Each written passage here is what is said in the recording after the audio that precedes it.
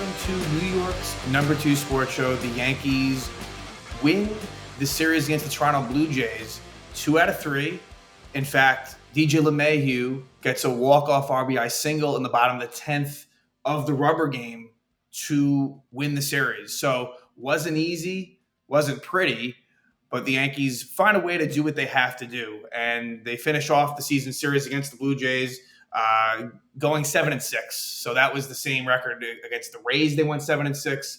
Blue Jays 7-6. So not great against the AL East because we already know they're 4-6 against the Orioles and against the Red Sox. It must be 4-5, I believe. So not great. About 500 versus the division. And, this Blue Jay team traded off a lot of players at the deadline. It really only had, the lineup, the real big threat was Vlad Guerrero. There's some other, young, interesting players in this Blue Jay lineup. There's a few. But, the Yankees, they did what they had to do, like I said.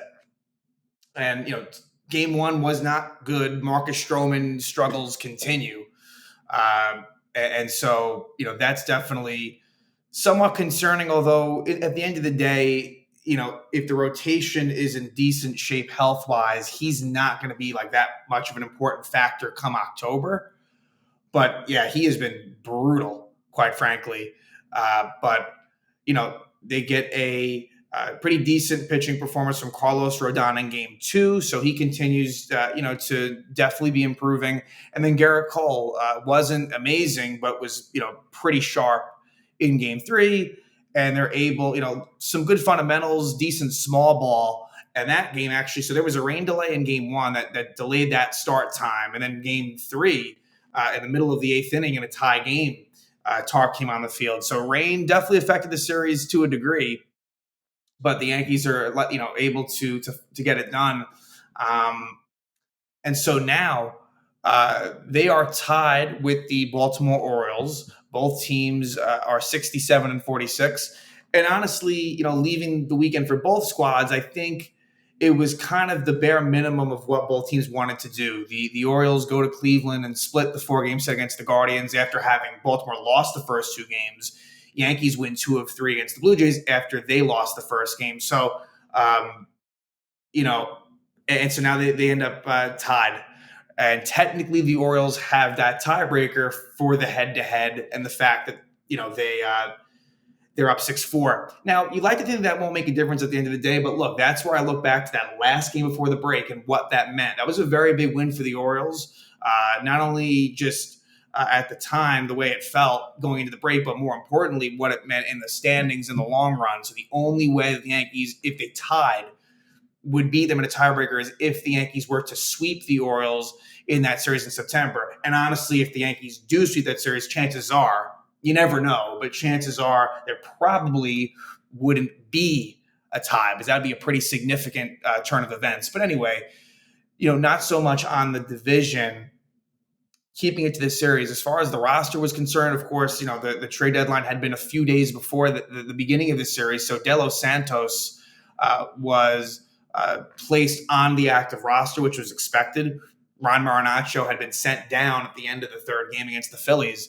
And De Los Santos actually appeared in games 1 and 3, looked pretty solid, and definitely seems like he could be an interesting piece, while not one of the top guys out of the pen. Certainly someone that I think they're going to rely upon a little bit, and so far so good. This was Jazz Chisholm's Yankee Stadium Yankee debut, and really offensively didn't do a whole lot in this series, but made some contributions, continues to look excellent at third base. It has made some very impressive plays, making all the routine plays. Love what I see there. So there's that. But then also, using some speed as well. He had a very big steal in game 3 to kind of he had a leadoff single. He kind of got things going a little bit in the third and final game of the series. But yeah, let's just jump right into it. So this first game had what was probably about an hour and a half rain delay. And it was also and for a while, a very slow moving game.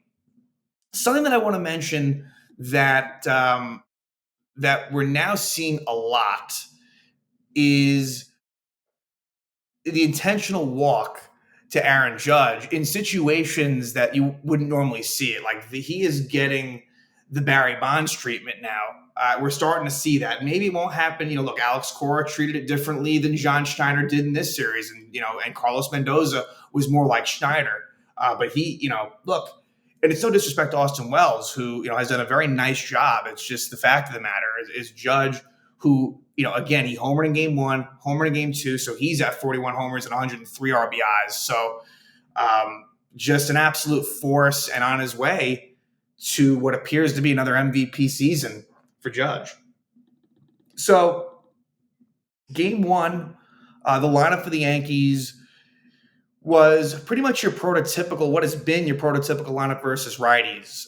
And so Verdugo leads off. It was a rough series for Verdugo. He did not play in game three. Apparently, Boone said he's a little banged up, but Verdugo struggled, going 0 for 5 with 3 strikeouts in game one, and it wasn't a whole lot better in game two. So I wonder at some point if they stick with the Verdugo versus righties leadoff, Torres versus lefties leadoff.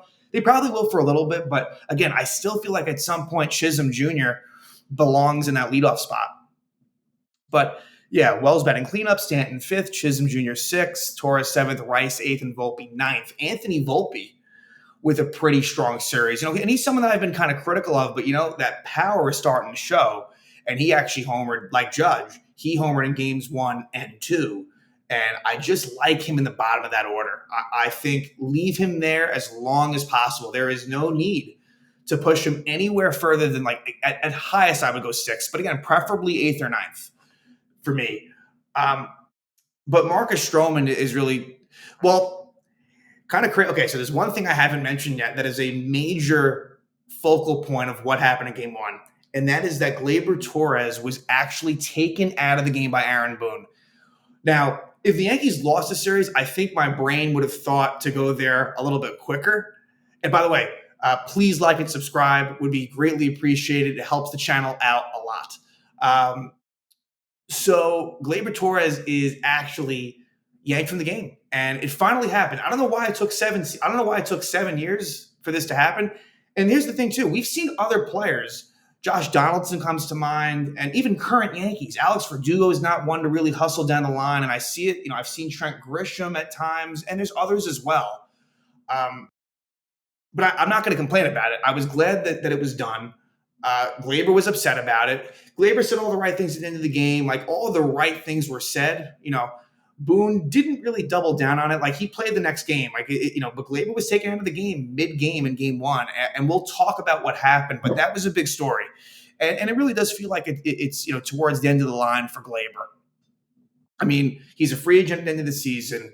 Even if somehow Torres, ended up on a total heater, it just would appear unlikely that he'll be back. It just kind of feels like it's strange to think because he has been on the team for so long. But anyway, Marcus Stroman was terrible and has been really bad lately. So he loses. His record drops to 7-6. He goes 2 2/3 innings, 8 hits, 7 runs, 1 walk, and 3 strikeouts. Just really poor stuff from Stroman. His whip is now all the way up to 1.4.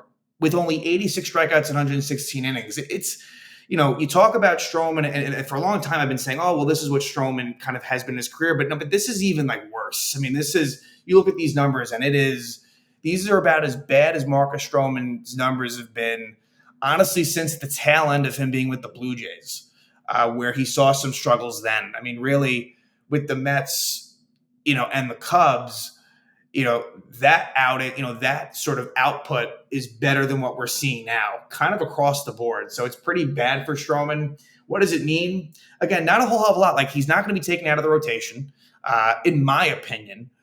And his role really just won't be that large come playoff time, which is kind of how it should be. For the Blue Jays, Kevin Gausman, who's overall had a tough season, and especially has had a rough go of it against the Yankees this year, and that continued.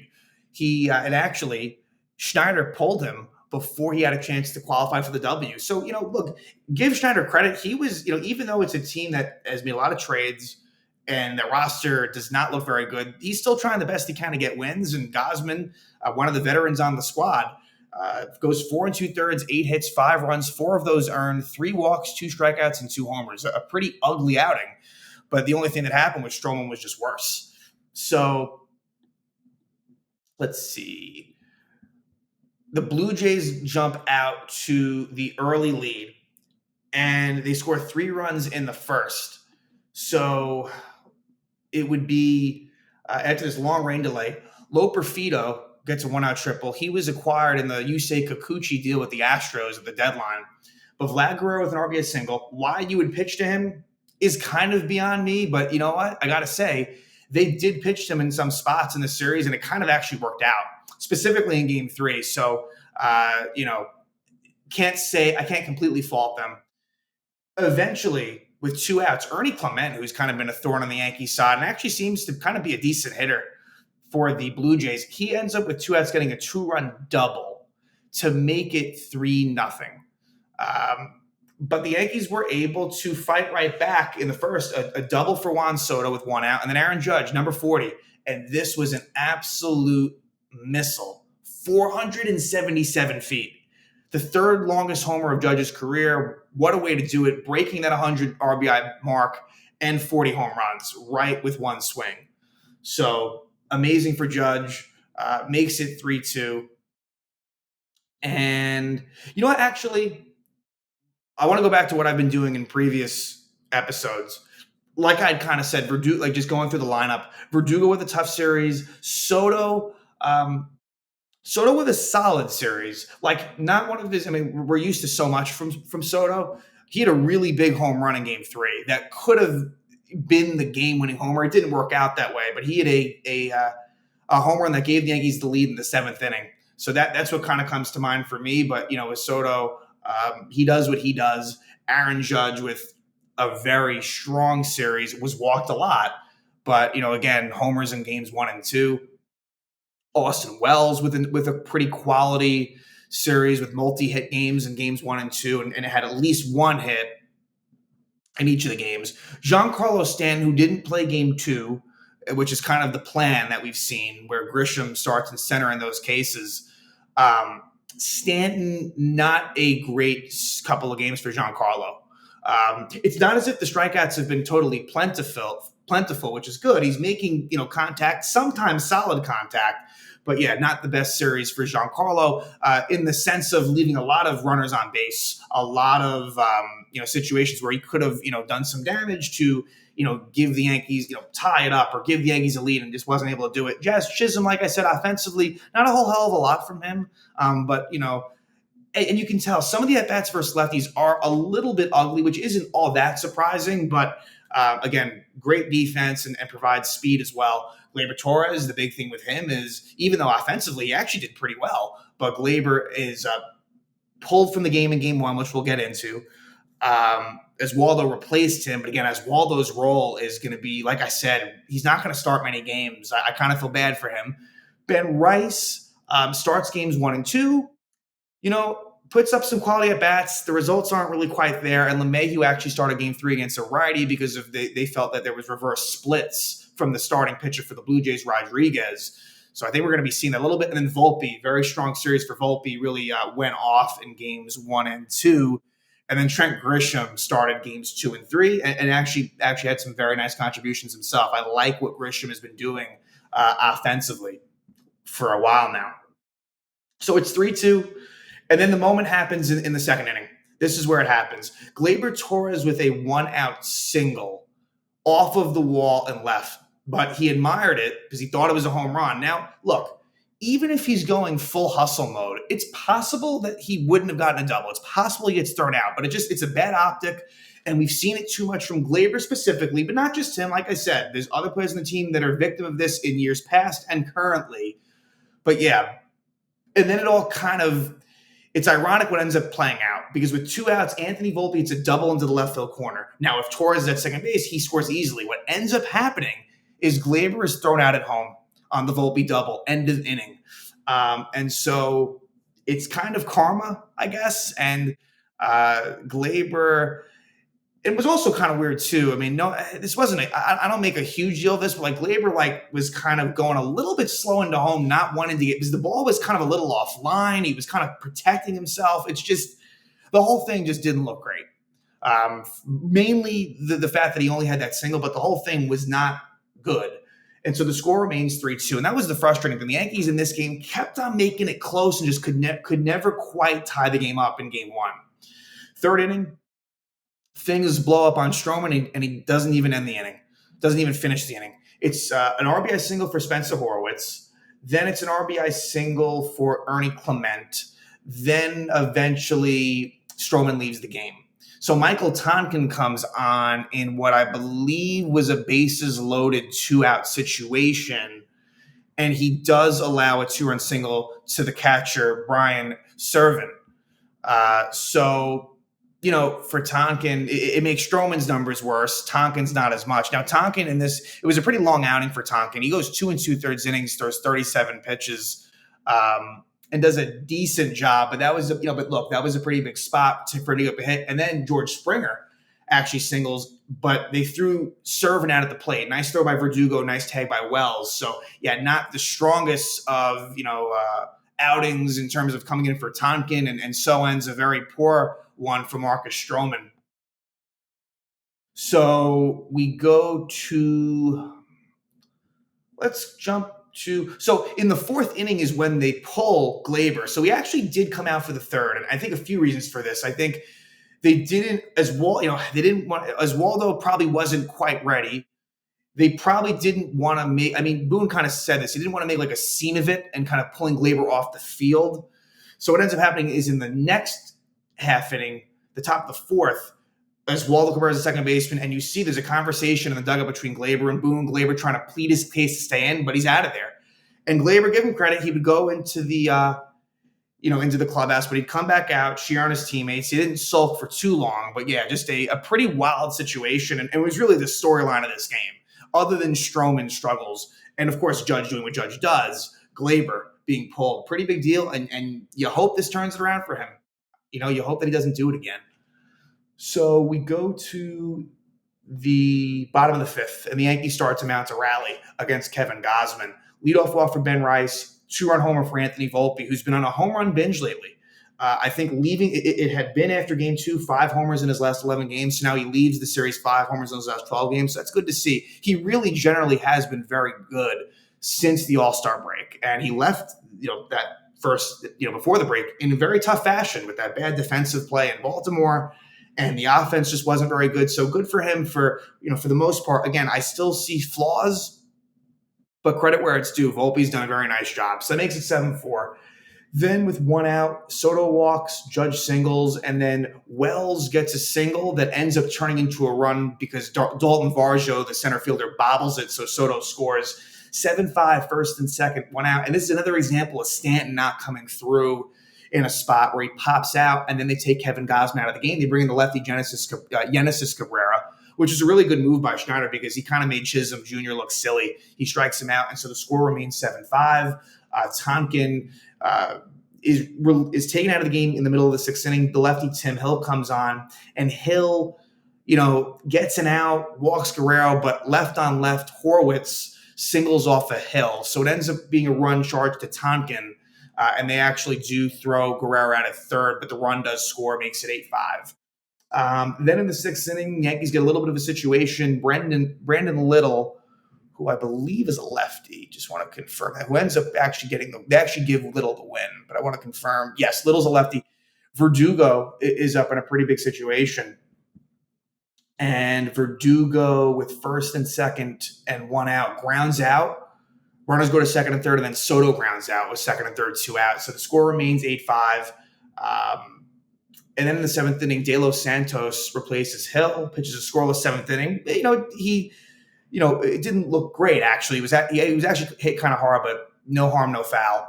And then he pitches a better looking 1-2-3 8th inning for De Los Santos in his Yankee debut. Zach Pop comes on in the 8th and pitches a 1-2-3 inning. Then Jake Cousins comes on in the 9th, pitches a good scoreless 9th inning. And then Chad Green, the former Yankee, now the current Blue Jay closer, He strikes out the side. Verdugo, Soto, and Judge. So pretty impressive outing for Chad Green, who's been really good for the Blue Jays this year.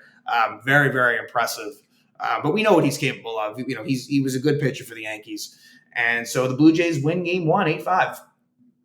But the Yankees are able to respond with a pretty solid game two victory. And Carlos Rodon, where, you appreciate Rodon's want to not leave a ball game and to stay in there, and that kind of ends up getting the best of him in terms of his stat line. But overall, he gets the win. He improves to 12-7, 5 1/3 innings, 3 hits, 3 runs, 2 walks, 8 strikeouts. So unfortunately for him, not a great ERA outing. But I really felt like, after giving up a home run to Guerrero in the first, really settling, Guerrero was his one sort of kryptonite. He did a very nice job with the rest of the lineup. And for Rodon, it's been better lately. And that's good to see. For the Blue Jays, Jose Barrios, with not a very good outing, allowing 3 homers, 5 innings, 7 hits, 6 runs, 5 of those earned, 3 walks, and 6 strikeouts. So, the Gausman and Barrios, 2 veterans on this team in the pitching staff, were hit pretty hard by the Yankees lineup. And so game 2, it would be a lineup that saw Stanton out, Grisham in, and Grisham made an impact, which was good to see. But other than that, the lineup was pretty much as you'd expect it to be. It's kind of ironic that Torres ends up moving up higher in the lineup after being benched, but it wasn't an offense. It wasn't like a hitting issue because, again, Gleyber's actually looked pretty, he's looked pretty solid at the plate for a bit now. Not amazing by any means, but certainly a lot better than he had been. So let's see here. Blue Jays jump out to the lead, and in all 3 games, the Blue Jays scored first. And you know what? I want to mention this now. This broke a very long streak of the Yankees where they were losing home series. I don't know what the number was, but I believe the last home series they won was against the Twins. Again, before things really kind of swerved a little bit out of control. And so that was not quite even mid-June. That was a little bit before mid-June. So, yeah, I mean, it's crazy how long it was. Now, of course, you had there's different situations. You had an all-star break, but yeah, they had not won a home series since then. They had won 3 until this one. And those 3 were at Baltimore, at the Red Sox, and at the Phillies. And now they are able to turn the tide after losing game 1 against the Blue Jays. So, yeah, Guerrero homers, his 22nd homer of the year, but a nice quick bounce back. And Aaron Judge, he has just been so good in the first inning. 1-out single Soto, and then a 2-run homer Judge off of Barrios, 41st homer of the season. And for Judge, 103 RBIs, just unbelievable. With about 50 games left, to have those types of numbers is just insane. Then in the bottom of the second, Yankees score more. Rice reaches on an error by Horowitz. And then Trent Grisham is able to hit a 2-run homer. His 7th homer of the year makes it 4-1. So, the average for Grisham is still pretty ugly at 188. He got off to such a bad start to the season. But, the power number, some of the numbers are actually really not that bad. So, look, for what he is on this team, and you give him somewhat a regular run and regular at-bats, he is a little bit of a threat in the bottom of that order. So that makes it 4-1 Yanks. And really, they kind of cruise from there. Rodon, did a very nice job. In the bottom of the 5th, Yankees score again. 1-out single for Gleyber Torres. And then, Jazz Chisholm grounds out to first. And Vlad Guerrero is not able to field it cleanly. If he does, they might get a double play there. They don't. Gleyber's safe at second. So it kind of extends the inning for Anthony Volpe, who homers again. His 11th homer of the season is a 2-run shot, gives the Yankees a 6-1 lead. Then at the top of the 6th, with Rodon's pitch count up. So that's the one thing. Rodon, a very high pitch count, was over 100 pitches in the 6th inning. Boone comes out, ready to potentially take Rodon out of there. But like we've seen before, Rodon convinces Boone to keep him in.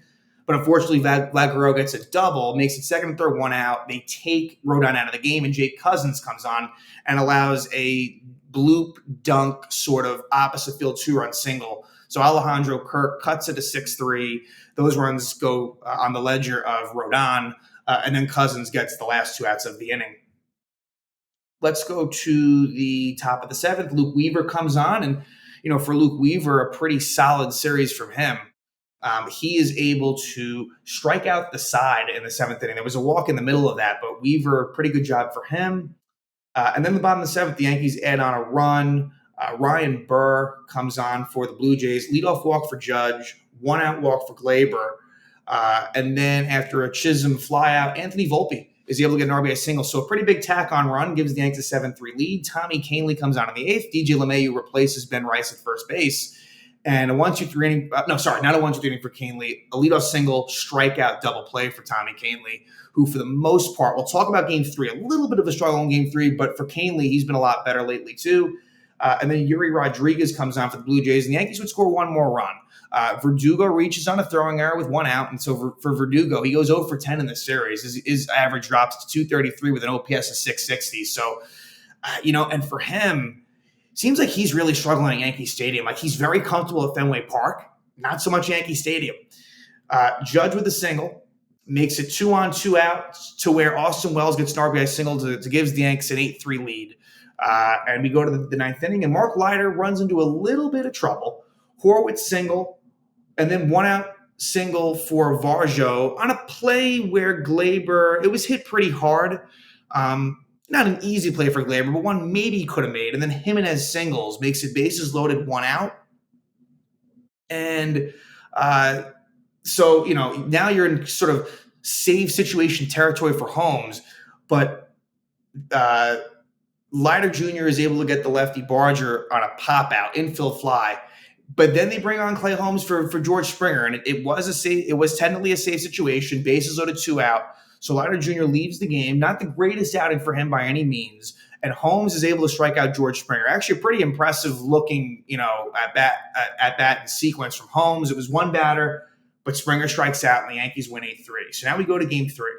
And this was a game where, look, it didn't look great for the Yanks, but they're able to get it done. That's kind of been my main theme phrase of this episode.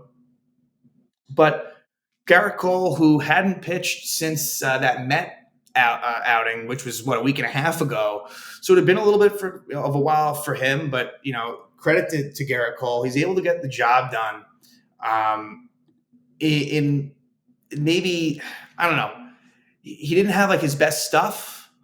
Only 4 strikeouts in 5 2/3 innings, 6 hits, 2 runs, but no walks. There was a hit by pitch, and get the ball in the ballpark. So for Cole, hopefully this is an outing that can sort of get him going.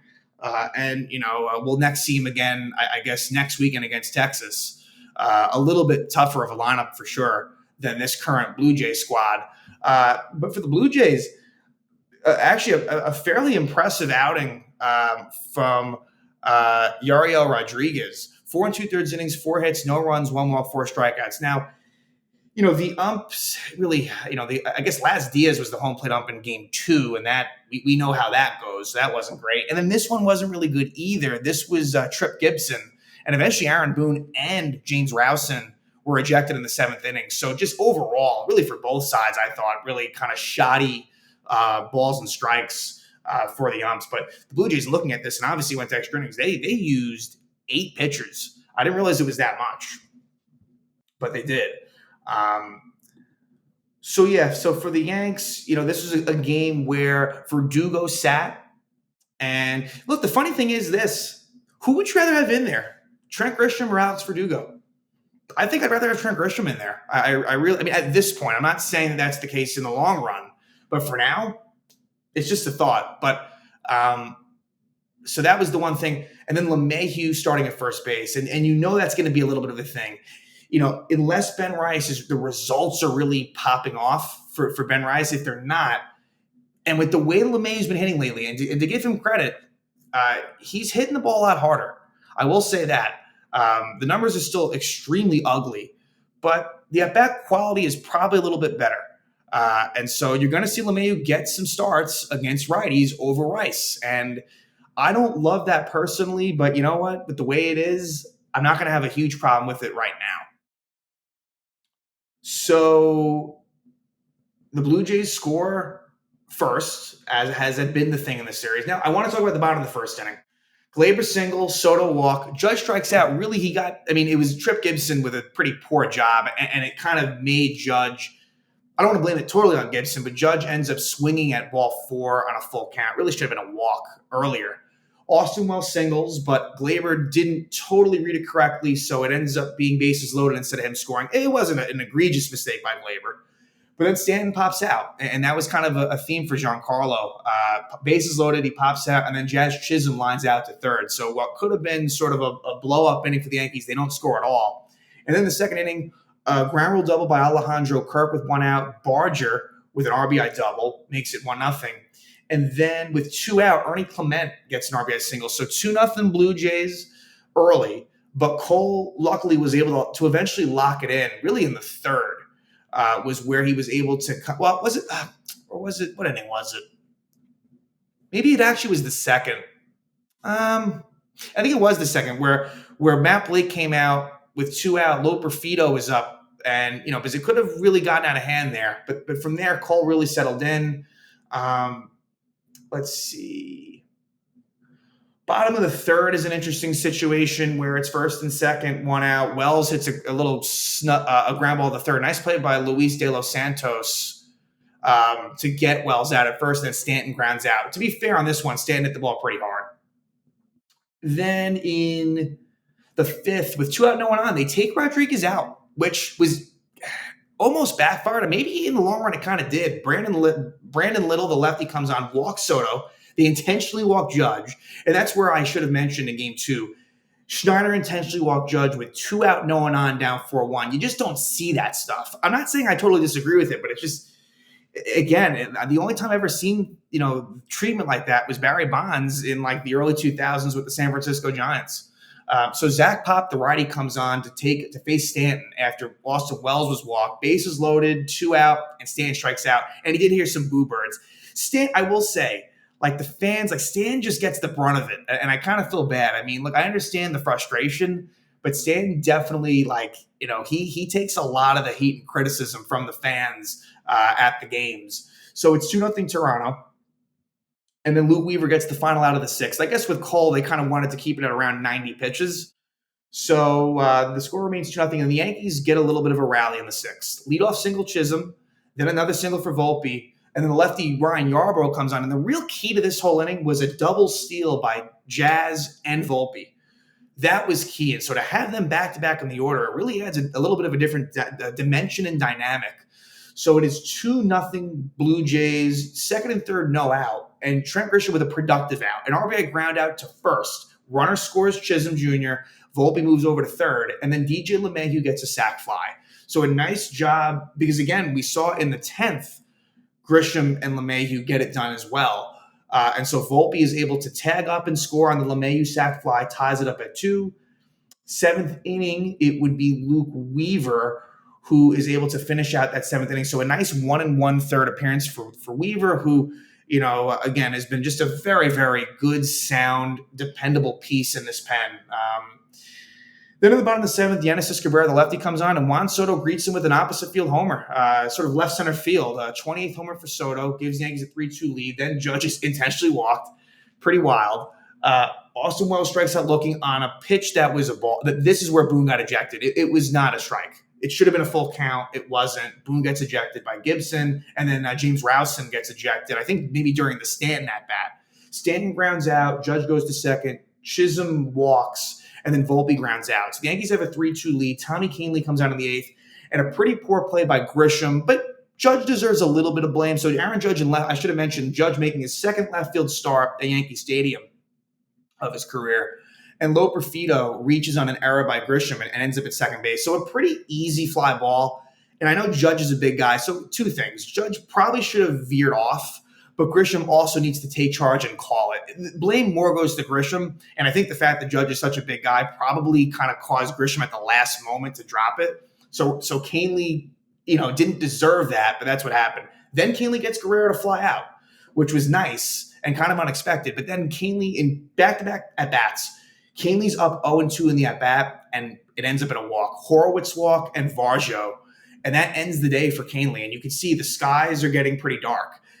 Rain is going to happen soon, but Clay Holmes comes on in a tough situation, basically 1 out. You're looking for the double play possibility, and Alejandro Kirk hits a deep sac fly. This is actually a pretty nice catch by Judge at the warning track. So Holmes hit hard, could have been worse. And it actually, that technically goes down as a blown save for Clay Holmes. So that's the 9th blown save for Clay, 3-3. But then give Clay credit. He does get Addison Barger to strike out looking. So it's 3-3, and then that's when you get a rain delay. That probably ended up lasting probably over an hour and a half, I would say. Maybe an hour and a half to an hour and 45 minutes. So they resume play in the bottom of the 8th. It takes Holmes out of the game. So the original plan would have been to have him pitch the 9th inning. He only threw 7 pitches, but because of the long delay, he's out.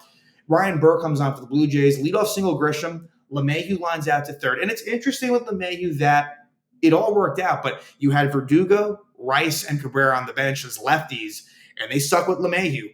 And, I think part of that is because of the fact that he is a veteran. It's I don't know. I mean, he has been a little bit better lately, but, again, we've seen situations where the only time where LeMahieu got pinch hit was kind of in a weird spot where Stanton pinch hit for him in extra innings because they were kind of just looking for a home run. So LeMahieu lines out, Gleyber lines out. They bring on Chad Green, and Soto greets him with a double. And Soto kind of looked like he kind of re-injured his hand sliding into second base. And hopefully he'll be okay and no worse for wear. And it was a situation where you appreciate the hustle, but it actually wasn't really necessary because Judge was really going to be walked regardless of the situation. But Soto is able to get that double off of Chad Green. And then they do intentionally walk Aaron Judge. So it's bases loaded 2-out for Austin Wells, and Wells flies out against Green. We go to the 9th inning. De Los Santos comes on, and it was interesting. They could have went Leiter Jr., but they go De Los Santos, kind of going from that righty lane. And De Los Santos strikes out Schneider, gets it was actually De Los Santos versus De Los Santos, Aniel versus Luis, and he gets him to ground out. But then Ernie Clement with a 2-out single, so they bring on Leiter Jr. to face Loper Fido, and Leiter strikes him out. It ended up being a very impressive outing for Mark Leiter Jr., showing that strikeout ability. We go to the bottom of the 9th. Chad Green's still on. He gets a 1-2-3 inning. The 10th inning, it's Leiter Jr., and this is a big situation in the game. And we've seen Leiter Jr., like what he did against the Phillies, able to get out of the jam without giving up any runs. He does it again here. And Vlad Guerrero lines out to center, which was really important to get him out. George Springer pinch hits, strikes out. Dalton Varjo is hit by a pitch, and then Alejandro Kirk strikes out. So that's where Leiter is able to really help you, especially in these extra innings, getting those strikeouts. So he ends up going 1 1/3, no hits, no walks, that hit by pitch, and 3 strikeouts. So that was important because this pen, I don't know, to me, like Tim Hill might have been the only one that was available. Tonkin threw a lot of pitches and threw multiple innings in game 1. Jay Cousins pitched games 1 and 2. So I think Tim Hill was probably the next one in, and I don't know what the plan would have been after that. Now, granted, the Blue Jays were thinned out as well in their pen, so who knows? But anyway, Bowden Francis comes on in the 10th, and Francis is more of a starter. We've actually seen him start against the Yankees this year. And Trent Grisham with a really nice bunt and a nice play, actually, by De Los Santos moved over to first. A nice scoop. So Francis makes the throw. I mean, the game could have been over right then and there. So Grisham with an effective sac bunt. And then they leave LeMahieu in to face Francis. And what does he do? They actually brought in 5. They made it 5 infielders, which against LeMahieu it does make sense. What does he do? He smacks a walk-off RBI single up the middle to give the Yankees the series win. They win the game 4-3. So LeMahieu, kind of, again, back-to-back series where he plays somewhat of hero. He did it in that last game against the Phillies, getting 6 RBIs. And then he does it here with a big – and look, he had a big game-tying sac fly in the 6th inning, and he gets the job done in the 10th, and the Yankees go home happy. They begin this homestand 2-1, and now they have 6 more games, 3 against the Angels, who are actually coming off of a series win versus the Mets, surprisingly, because that Angel roster – does not look very good between injuries, between a few trades. Not a very good team. And so you hope the Yankees can do some good things in that series. So let's get into that. So the pitching matchups, most of them are pretty favorable to the Yankees. Maybe not all of them, but most of them. And the first one being one of them. Luis Gil, who had a very nice outing earlier in the year against the Angels in Anaheim, will go against Davis Daniel, right-handed starter. Game 2, will be a matchup between, for the Angels, Carson Fulmer. And let me see here, because it looks like he hasn't gotten many starts. Yeah, I guess, yeah, he's been starting lately. So Carson Fulmer, righty, against Nestor Cortez. So you got to like those first 2 games for sure. Game 3, that's the one sort of game that could be of a little bit of concern, kind of on both ends of the spectrum, because Tyler Anderson's had a very nice year, a lefty. I mean, lefties give the Yankees problems, against Marcus Stroman. So for sure, you want to win those first 2 games, because game 3, on paper at least, that could be a little bit problematic for the Yankees. So we'll see what happens there. But the Angels come in at 49-63. Look, Ron Washington doing the best he can with that team, but I think it's a series where the Yankees should be able to have some success. And again, winning those first 2 games would be nice, and then let's see what happens in game 3. So, Yankees are able to take the season series against the Blue Jays 7-6, and they're able to, by the skin of their teeth, on a walk-off RBI single by DJ LeMahieu in the 10th inning, they win the series against the Toronto Blue Jays to start out the homestand, and now coming to town will be the Angels.